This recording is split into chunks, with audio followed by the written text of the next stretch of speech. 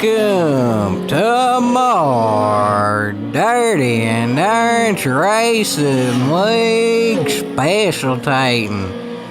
Today we got ourselves some Toyota Supra GT 500 automobiles around Midfield Raceway.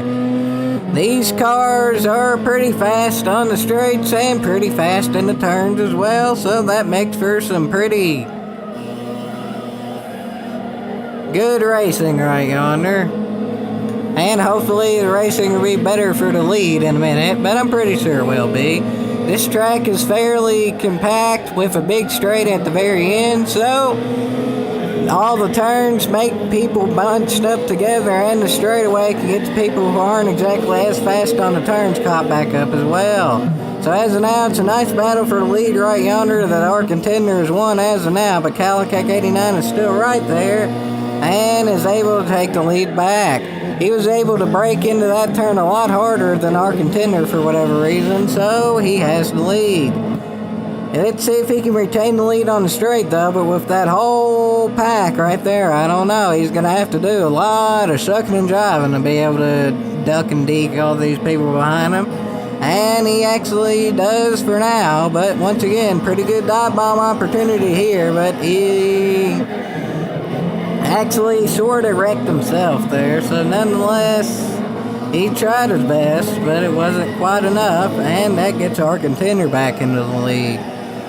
The Supras in this race are the 97 Castro one, and that's probably the most common one in the race, and then there's some miscellaneous other ones. Probably the second most common is the 2005, because that one you can paint, and, well, El Dorino 44 is in one of the lesser common ones, and apparently it's not exactly the best because he's just spun out on his own there, but we'll just act like that never happened and act like the lead is a little bit more competitive than it is right yonder by going back to second. That's a pretty competitive battle right yonder. And as of now, nice battle for second right there. As JK Race 23 makes a nice move there to get up into second. Let's see if we can make this a nice battle for the lead. I'm pretty sure we can, though, because this is the straightaway. Our contender's fighting for his life there, and it looks like he has... I actually don't know who led that lap, but not that big of a deal because it's not the last lap.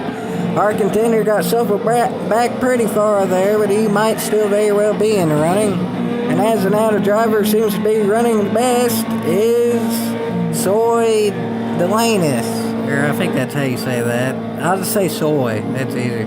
But anyway, Soy's in the lead there, and El Dorino 44 is right on his back bumper, so somebody's going to make a move here most likely, and El Dorino 44 does, and he regains his composure there, not spinning in that section, and has the lead. His car's not actually all that slow there, just spun for whatever reason before, and now he's in the lead with the race coming down to its very final bit, so let's see if he can retain the lead.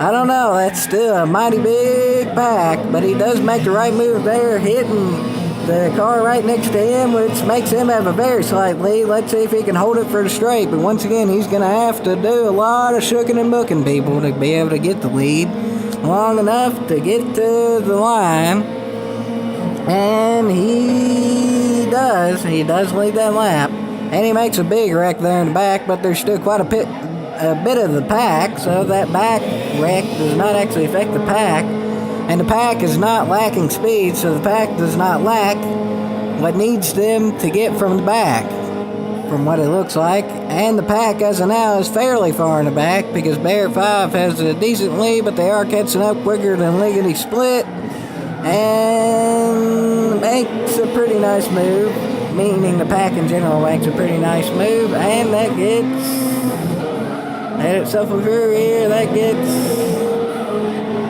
Super Go-Go Plata in the lead. He hasn't been in the lead yet, so he sort of came out of nowhere. Let's see if he can hold the lead for a little while. As I said before, the pack's still right there, and the pack is probably going to stay right there on this track. And as of now, look at that, the new guy's in the lead. The new guy actually might win this because there's not much time left. Look at that. He's in the lead there going down the final straight. Let's see if Barrett 5 can make a move into second and see if the new guy can get his first win in his very first race. And look at that, I'm pretty sure he did. The scoring loop messed up once again, but we'll go back just to make sure. I'm pretty sure the new guy did win there. And let's go back to make sure. And let's see, folks. A lot of smoke there, but I'm pretty sure it can still be pretty definitive. And I'm doing this one-handed, so this will take a minute, but it's already looking pretty definitive, yeah. Yeah, it looks like the new guy has won his very first race. That's pretty cotton-picking impressive right there. He has a 100% winning streak. So, folks, I think we might have to remember this name if he stays racing, because he has a 100% winning streak right yonder, even though the scoring loop broke again. Bonk E99, Bonk I, Bonk E, I don't know, Bonk, let's just say Bonk, wins his first race ever in the Dirty and Nerds Racing League. That's pretty impressive right yonder. 100% winning streak. That hasn't happened since the very first race of the very first season. So, Bonk is 100% victorious in the Dirty and Nerds Racing League, which is the best dirty league out there. Yeehaw!